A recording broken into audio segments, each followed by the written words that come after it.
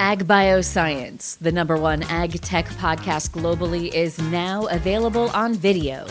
Hear from leaders and innovators across food, animal health, plant science, ag tech, and agriculture. Mondays at 6 a.m. on YouTube or wherever you get your podcasts. While you're there, subscribe and leave us a review. It's the Ag Bioscience Podcast with Agronovis Indiana. Get more information at agronovisindiana.com. This is Inside Indiana Business Radio on demand for Wednesday, June 10th, 2026. I'm Gary Dick. TaylorMade Golf has broken ground on a nearly $60 million expansion of its operations in Evansville.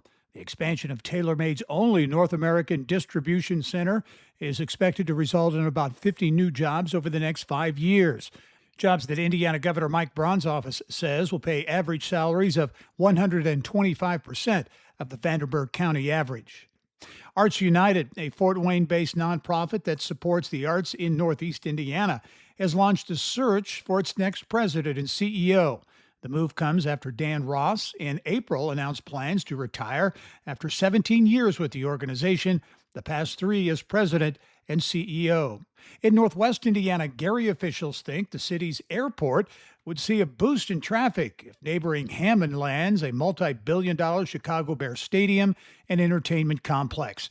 It's being considered for a site near Wolf Lake. The Gary Chicago International Airport is about 10 minutes southeast of the proposed site. Airport and business leaders say a stadium development in Hammond could create opportunities to reintroduce regular commercial service to the Gary Airport, which currently functions as a reliever airport for the Chicago metro area. You're listening to Inside Indiana Business Radio.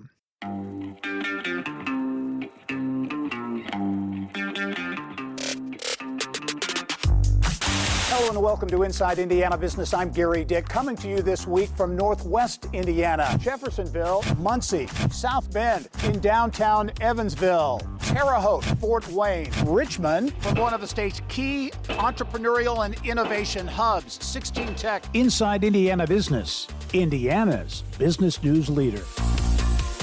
A Muncie resident is suing her local housing authority after she said her 2 children and their father died from carbon monoxide poisoning. The lawsuit was filed in Delaware Circuit Court by Cheyenne Van Mater on behalf of herself and her 2 minor children, who were 1 and 3 years old when they died in May 2023. The lawsuit names the Muncie Housing Authority as the defendant and claims the organization failed to make sure carbon monoxide detectors were installed in their home. At the time the incident occurred, Van Mater was renting a home with her children through a housing choice voucher issued by the Muncie Housing Authority. As part of its administration of the federal program, the Muncie Housing Authority is responsible for inspecting voucher program homes to ensure the properties meet applicable housing quality standards, such as being free from dangerous levels of carbon monoxide. The lawsuit states that on May 28, 2023, high levels of carbon monoxide accumulated in Van Mater's home, resulting in the deaths of her 2 children and the father of her children.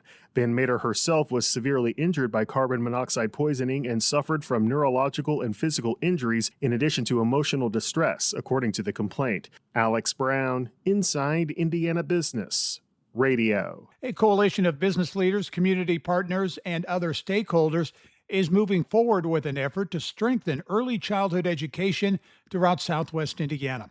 The Early Childhood Education Business Roundtable is committing nearly $1 million over the next 2 years to expand the Building Blocks Regional Training Center model to more early learning sites in Evansville.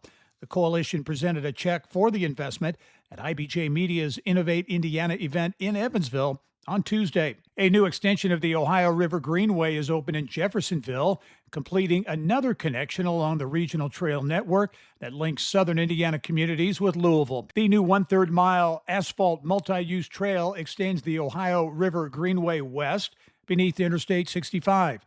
It creates a connection between Jeffersonville's trail system and existing paths near Falls of Ohio State Park in Clarksville. This is Gary Dick for Inside Indiana Business Radio on Demand.